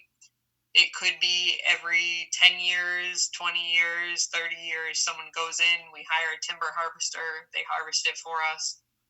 But those are all things we can involve the school in addition to just inventories as well. Yep. Do you want to give us a quick update on the MVP program? Sure. We currently held our first core team meeting. I am working right now with our MVP provider to schedule to outline, and then once it's approved, schedule a remote virtual community resilience building workshop, which we are looking for community members to participate in. And now that everyone's home and looking for things to do, you might have more volunteers. Yeah, and it is something, honestly, that you can have your kids participate in as well. And in fact, I think it's important for them to do so. So definitely let people know we're looking for volunteers to participate in that. It will be remote, and hopefully it will be within the next week or two. We have to wait on the approval of the workshop outline, though. So we're waiting for that from the state currently. Will you have like a flyer or anything that we could send? Okay. Yes, I will be sending that out once it's approved. We'll send out the flyer. I'll send it to the commission. It will be on the town website, on the commission's page, and please share it. Yes, throughout your networks as well. This is climate change vulnerability, not pandemic vulnerability, which will be the fun, fun thing to make sure there is some correlation. Yes. But yes, it is climate adaptation and climate resiliency. We did in our core team meeting, we did talk about the town's vulnerabilities, the town's strengths, key players, groups, and representatives that we would like present at the workshop, which is where we really build up the meat of the report that will come out of this. Then we will be eligible. Out of that report, we will have actionable items, and those actionable items we will be able to move forward to the action grants and apply for the action grants and hopefully get some of those projects implemented. Okay. Minutes. Did everyone who was there have a chance to look at our February 18th, 2020 minutes and read through them? Did anybody have any questions and or problems with them? Edits? Oh, this is great. In that case, I would like to make a motion that we approve the February 18th, 2020 meeting minutes as drafted and submitted. Do I hear a second? Second. All those in favor? Aye. Aye. Thank you. We are still looking for, unfortunately, a new volunteer land steward. So we are welcoming applications. The ad did run in the paper. It's on our website if you're looking for details of the position. Another item, which is sort of related, being good stewards of our land that we are, our Vaughn Hill Moen parking area has 2 hazardous trees. I asked the tree warden to look and review a tree that is very well liked by some wildlife, and it has since become more hazardous than it was 3 years ago. And my concern was it would fall on a parked car, as many of our Trails Committee members have also brought up that as a concern. Is this the one right at the edge of the parking lot? Oh, you know it, Jeff. I know that tree. So while Glad the to take tree, it down. It wouldn't be hard to take down, but it's rotted, and I have a lot of faith in our Trails Committee volunteers, but you can't predict what's going to happen with that. The other thing, while the tree warden was there, he saw another tree, which he was actually more concerned about because it was completely dead next to the power lines, again, next to the entrance to the parking area. So while if we would like the trees to be removed,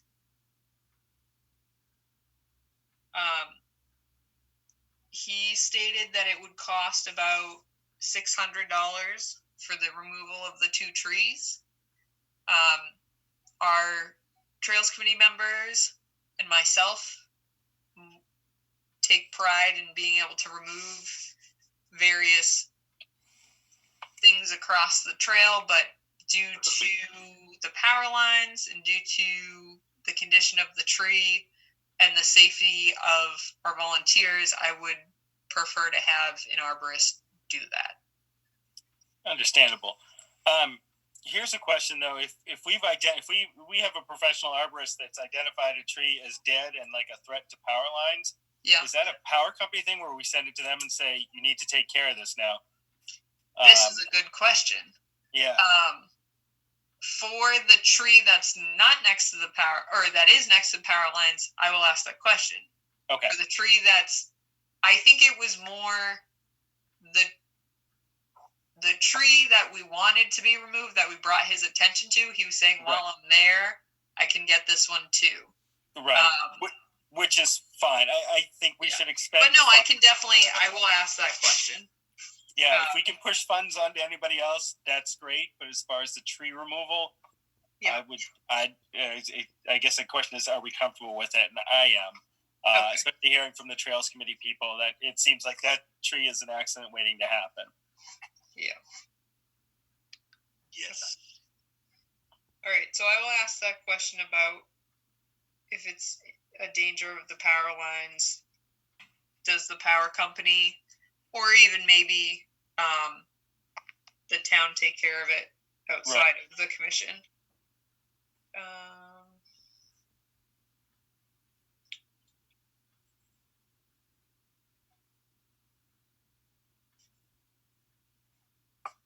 Okay, but if that is not the case, do you want to discuss at our next meeting before I okay the removal? I think it's okay. I think we're gonna okay the removal. Okay. It's just a question of if we can get another town agency or the state to pay for it rather than taking it out of conservation funds. I'd love to go that way, but it sounds like state and everything else concerned, we are gonna have them removed. Yeah. Okay. We'll do that. So another item that has since come up is, again, our wonderful Trails Committee members have been working very hard and very diligently to update our trail maps and the both online electronic versions, whether it be PDF, OpenStreetMaps, taking assessor's data for my office, not assessor's data, taking the assessor's base map for my office, I update the open space layer and then send it to our trails committee. Our trails committee have done a significant amount of mapping, and they're almost done finalizing the maps. That being said, we want to update the trail signs. The majority of them need help anyway, and this is the signs that are about 8 by 11, your typical letterhead size. And we figured out that it would be about 30 signs would cost just under $300 for the materials needed. That includes lamination. It includes a mount of either profile or landscape, which has been designed by our wonderful Trails Committee member, Bob Romer, and he has no problem creating them, but he has stated he'd rather do it once and create a bunch than have to go back and forth. Right.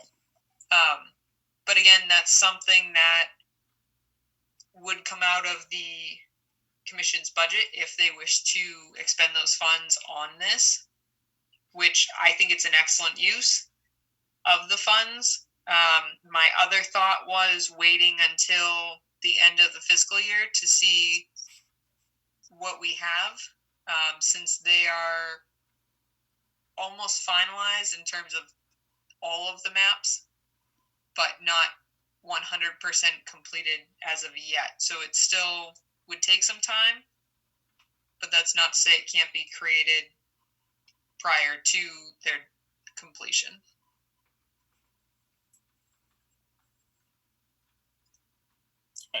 I mean, I personally, I'm fine with that expenditure. I like the idea of kind of waiting to the end of the fiscal year or close to the end of the fiscal year. It's a nice way to blow out that budget. You know, what we have left. If we can't get all the signage, then we know to put it in for more. But I'm fine with that. I think they do a great job getting those signs in.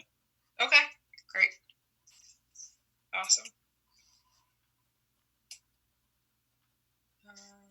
And then the next item was, I received an email from the Director of Council on Aging. They are hosting a rock painting event, and literally they're going to be painting rocks, and they encourage people to place them throughout the community to just spread a little bit of cheer, because it's something nice and random that you see throughout town. She wanted to reach out just to seek approval from the commission, well knowing that these may end up on conservation properties, and just to make sure that that was okay. And it's my thought that it's fine, especially if it's just paint on a rock and you're not building structures or anything to that nature. We had fairy houses one year, we had rocks another year, so I think she's just closing the loop on that. Yes. Okay. A lot of families have taken that on during Coronacation too. Yes. That is well. Add a little cheer to people's hikes. Yeah. So Kip asked a question. He said non-toxic paint. I can ask that question for sure. I think they're probably using acrylic. I would assume so. Which shouldn't come off the rock. Yeah. And that amount of paint I don't think would be toxic, but no.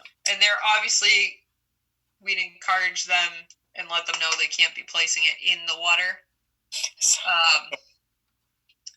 So, and it's, you know what, it's silly, but I've seen strange things.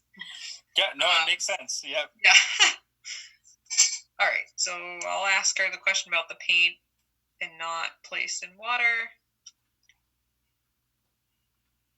So the next item we have is just any initial thoughts. Again, this project is not before us at before the Conservation Commission formally at this time, but the Planning Board the Zoning Board of Appeals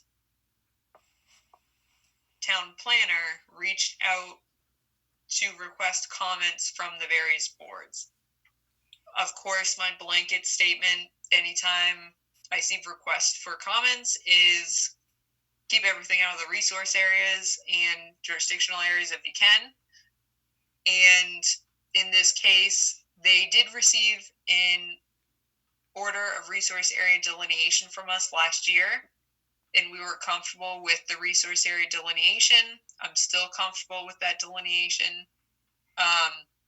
It is adjacent to a conservation property, which is basically where the resource area is. They have the areas I was concerned with are the grading. Let me see if I can pull up this plan. But it was the grading associated with the septic system. And in addition to that, the grading and the unit that was furthest south. Again, if you just bear with me for one moment.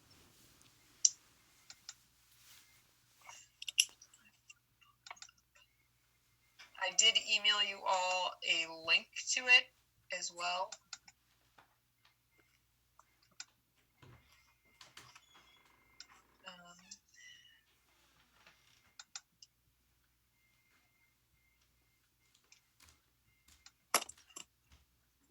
I'll pull it up here in just one moment.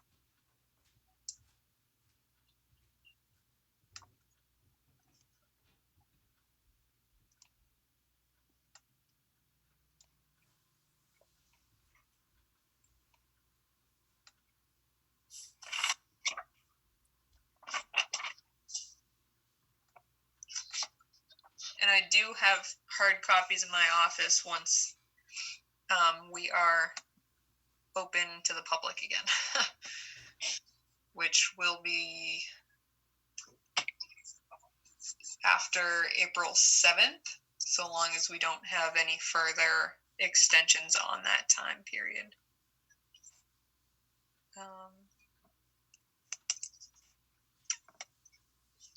Okay, I'm going to share this.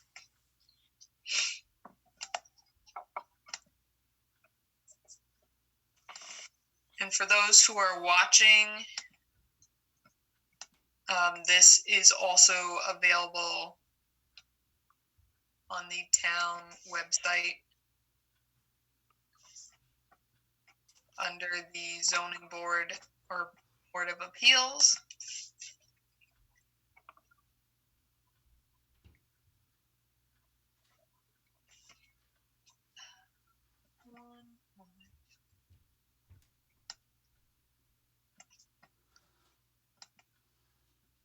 Thank you for your patience as I navigate this. That's all right. Have we had any deer volunteered for the pellet survey? Yes, as I figure that out. We have had a family volunteer. In addition to, that was before the current state we are in.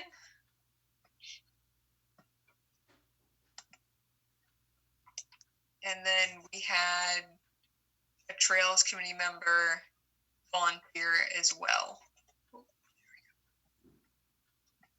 So if anyone is interested in volunteering to help look for deer pellets and complete those surveys, I can send them to you, because it is something you can do on your own in the woods, getting some nice fresh air, and it helps us track wildlife that uses the property and forest impacts from those species. Specifically, we are looking at deer at this time. So the survey is walking 100 feet along, stopping, observing, counting deer pellets, which is their poop, and counting groupings of them, and then continuing to walk. So it takes pretty much a whole afternoon, if not a whole day, walking a grouping of transects, but it's a good way to spend the day. There you go. So back to, this is the farm, or excuse me, the woods at Farm Road. This is what they've requested comments on. And they did do some initial maneuvering to pull some things away from the resource area. Why do we have a house in the 100-foot buffer? So this is a 40B. I know. It's so aggravating. Which again, always my blanket comments start with keep it out of jurisdictional area to the commission, keep it out of resource areas, keep it out of 25 foot, reminding people of our jurisdictional areas and associated offsets. This is all an existing field currently. 25% of the units have to be affordable, right? Yes. So for all of this, only one house is affordable housing. We're gonna jam 3 houses into a freaking lot to make 1. Onto. Yeah. It's so frustrating. Well, yeah, I was gonna say it's so outside the intent of the law that I mean, which is a tough conservation argument to make when they ask for input. But I just I read the law. This is so disgustingly outside the intent of the law. It's embarrassing.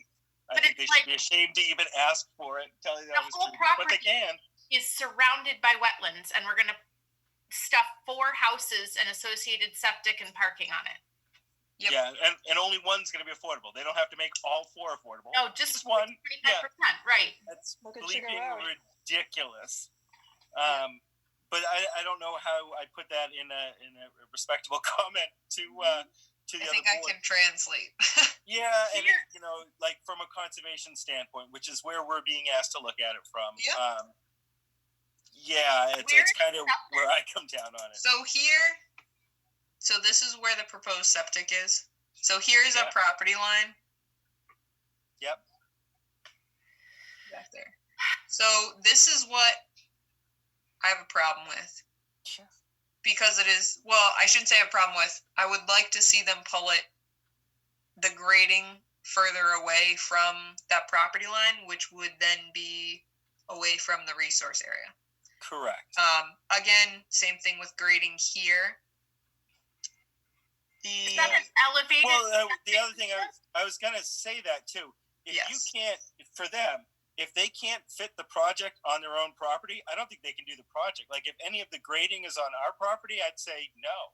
I mean, none of the grading is on our property, and that's So that's one of my initial comments. I had stated they need to. This is the property line here. Thank you. All the grading's on this side. Yeah. Yeah. This is.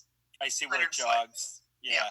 So, what I had stated to them was prior to any work happening, if it is permitted, or even if it's not permitted throughout the planning stages, this needs to be staked out very clearly. Right. And the property line needs to be marked. And the other thing was to have a monument there showing the property boundary, whether it's a post or not. Just for that exact reason, Brian. Right. In addition to that, along here, obviously pull everything away. What I had, when I looked at the plans originally, in order to pull this away, reduce the space, even though it's minimal, between these structures, pull this over, and then pull this next to it. So you're condensing the housing still even more, but what you're doing is you're pulling it away from the resource area itself. And really, it's the septic in this house that I'm most concerned with. And the grading associated with it. It is relatively flat, if you're familiar with this corner on Farm Road. Yep. But that is my concern, even with any earthwork here, especially on this edge here, because it does drop down. Those are my 2 main current concerns, and those are really the only 2 areas within jurisdiction to the commission. Yeah, well, like you said, it's a very flat area. It's a very wet area, that corner. And is Back that there, yeah. mounded? If they're mounding that septic, right, they're changing runoff. I mean, they're probably pushing more water back towards there, I mean, they're definitely messing with the runoff if they're mounding in that corner, which is a very low corner. Yeah, I would have to look. I can't really see it on this plan, but I can't- have the hard copy too. And blow this up to see the exact changes. But and again, this is all something that will come before the commission anyways, and they're just looking for initial comments. But yeah, it certainly sounds like both the commission and I are on the same page regarding pull everything out. If you're not going to do that, let's look on pulling everything closer together away from the resource areas. Yeah. Mm-hmm. Is this the same developer that was trying to develop on Still River Road? What a surprise. Does he have a soul? We're still recording. We're recording this. Oh my gosh. Okay. I'm just curious as to what do they consider affordable housing in Bolton? It's not. I don't understand. I don't know. You can look it up on I suppose that that's just an obvious question. Got nothing mass to do with it. housing. But 25% of it is affordable, and the other three houses are I think it has to be like under 350. really. Mm-hmm. It's affordable housing for this area, if you will. Right, regionally. Like 350. Yeah. And it's only one of the 4 units. Right. Why can't they do all four of them? Anyway, it hasn't come before us yet, has it? So. No, so they're just asking for initial comments. That's all. But has the planning board said, yeah, you can go ahead and build this stuff Nope. here? They haven't. Nope, they just they're- received the plans. They haven't even had their meeting yet. I think their meeting's on Wednesday. No. So, Yes. yes. All right, so the comments are keep everything out. If not, pull it away. Mm-hmm. We want to see something a little bit more Tighten it up. conservative with the resource areas. Is Yeah. that a shared septic for all 4 units? That's Yes. the unique septic? Okay. Yeah. What is I would- that in the middle? Is that kind of like a mound between? This? Yeah. Let me see. It looks like a mound with plantings. I believe it is.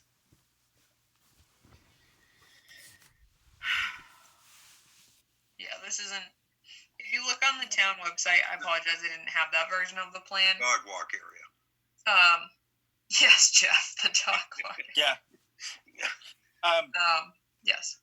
Well, I was going to say, if they're looking for comments too, and I'm sure there's some reason why they're doing it, but I would tell them honestly, it's too dense for me. 4 houses now, 1 house there, maybe they're better with 1 or 2. That we would definitely shrink down the number of houses. Just looking at it right now, I think 4 houses way too many in there. So you can throw them those comments from us. Yeah, and that's actually one affordable house would be fine. One comment that I brought up because all the department heads met just as an initial meeting.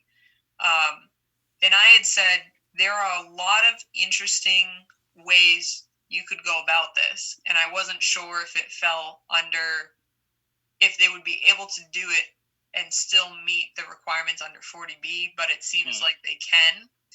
And it's making multiple units, but in 1 house. So it looks like a typical Bolton single family home, but within that home, there's 3 or 4 units. And this site is one that exactly for that reason, for whether it be the reduction of the paved surface area, the reduction of the amount of entrances and exits, because that's an issue, which it's not really jurisdictional to the commission aside from this one. And if you reduce it to 1, you're over here. Yep. But also, if you do you're put reducing the amount of structures that you have, and potentially, I also mentioned, the best ways you can implement, like either green infrastructure or low impact development would be really appreciated. Infiltrating things on site, all those things are going to be beneficial to try and make this project as appealing as it can be, because right now it's not. Right. so I can just reiterate those comments as well. Yeah, please. It looks like one townhouse would be far more beneficial in this area than 4 individual houses. Gotcha. Same number of cars, though. I mean, you get 4 or 5 families. Yeah, no, I don't disagree. I'm just trying to look at ways that we can shrink it or make it. I know. Yeah, what was the reasoning? The previous project had a building that had more than one unit, right? What was the reasoning for the individual houses with this one? Do we know? Nope. I don't know. Okay. As opposed to like multifamily, I know there's still the same impact with septic and things, but I think it has to do with trying to keep in character with the town, because a lot of places don't like those the duplex. Right. But that, like I said, I know a few people who live in them where it looks like a typical, Century Mill Estates, big home, but on the inside, beautiful condos, beautiful apartments. Yep. You would never know. And I don't think that's so much the issue here. In terms of other places in town where that would be a huge concern. But again, I'm not really focused on the aesthetics, but that does come into play when I'm thinking same thing. You're going from 4 structures to 1. How do you make that fit in? Could we maybe suggest 2 duplexes? I mean, from a conservation standpoint. Yep. I mean, of course, I would rather see less units. Right. But if we're looking at facts, right? They need the 4. I feel like compressing the structures and pulling yourself further away from the resource areas is our goal. Yep. And if I'm looking at it, it looks like they have 2 driveways and 1 is inside the buffer zone. Correct, and that's what I was talking about. So yeah, why 2 driveways? If that's a great comment for them. 1 driveway, and the 1 driveway not in the buffer zone would be a good comment. Okay. And if they want to do 2, maybe it's easier to do 2. But if you're going to do 2, then don't put 1 in the buffer zone. Right. Don't they have a house in the buffer zone there? They do. Yeah, isn't that Well, that's why I say they should just build 1 house here or less. 1 duplex. Yeah, not even a duplex. 1 house. I don't care if it's a duplex or not. I don't need to fill in his housing quotas. Yeah. Okay. Figure out a way to put a unit in there that would hold 3 or 4 families, which is what they're talking about right now. But our concern is not to build in the wetlands within the buffer zone, period. Yeah, so not to cause adverse impacts. Aesthetics being what they are, to the resource they areas. Put, trailers in there. They'd still have to be out of the buffer zone, right? Correct. Yeah. So, it's in the buffer zone. Why not? Why? That's basically. That's my unimaginative opinion of it. Get it out of there. And I'm right about the driveway. It doesn't need to be in there. All right. So it sounds like I have some solid comments to bring back to them. Sounds like you do. Do we have anything else outstanding this evening? We did receive some mail. So the notice, but it's more for me and applicants specific to electronic transactions with the registry, which I already read. We did receive a booklet. It's also available at Mass Audubon called Losing Nature's Value in a Changing Climate. It's a very good read, and it has a lot of good visuals as well, talking about climate change and adaptation. And lastly, we did receive just a vegetation maintenance report from the utilities. And it has not changed from last year. So I saw they were doing a regional meeting. Yes. To discuss. Of course, our region was it Westfield. I was like, really, Westfield? Like that's where I got to drive to. Yeah, I can send that document to you again so that you have the dates and location, but it was not anywhere nearby. Yeah, that's not really regional for me. Sorry. No, Seems to I'll me let also Kate with talk about the that one. separation thing, you can't carpool. So yeah, right now I would assume that it's going to be virtual or it will Oh, yeah. be canceled. Yeah, that's a good point. Just because that's what's been occurring. One last thing here, if I can find it. We did yeah, I saw that. Oh, yeah. put up this lovely, where'd it go? There it is. Advisory, just to remind individuals.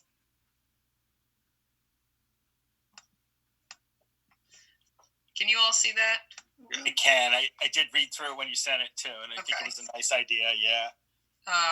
So although we don't have a lot, I actually just today after the governor's new order was put out, quite a few land trusts are actually closing their properties because they have gates on all the parking areas. And I did want to just mention, although people did seem to be practicing, and I've heard some great feedback from other individuals on other properties, that people are practicing social distancing and being sure that they're in control of their dogs while they're out on the property. They're not hiking in large groups. They're not coughing and, potentially sick while out on the properties. But I did have a huge concern because I was out on Bowers, far away from everyone, doing some maintenance on the property.